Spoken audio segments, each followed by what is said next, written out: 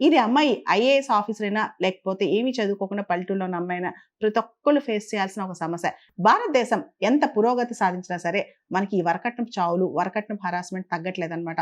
ముఖ్యంగా మనం చూస్తే భారతదేశంలో 2024 ఎన్సీఆర్బీ డేటా ప్రకారం 5737 డౌరీ డెత్స్ జరిగాయి. అంటే వరకట్నపు చావులు జరిగాయి.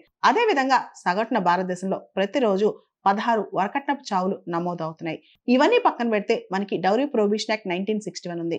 కట్నం ఇవ్వటం, కట్నం అడగటం రెండూ నేరమే. చాలా మంది అనుకుంటారు వరకట్నం డిమాండ్ చేస్తే నేరం అని చెప్పి. డిమాండ్ చేయటమే కాదు, వరకట్నం ఇవ్వటం కూడా తప్పే అనమాట.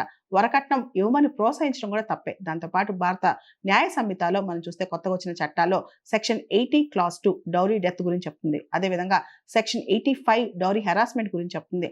దాంతోపాటు సెక్షన్ 86 క్రూయల్టీ గురించి చెప్తుంది అనమాట. ఎప్పుడు కూడా ఆడవాళ్ళని వరకట్నం ఇవ్వని వేధిస్తే అది మహాపాపం అని చెప్పొచ్చు.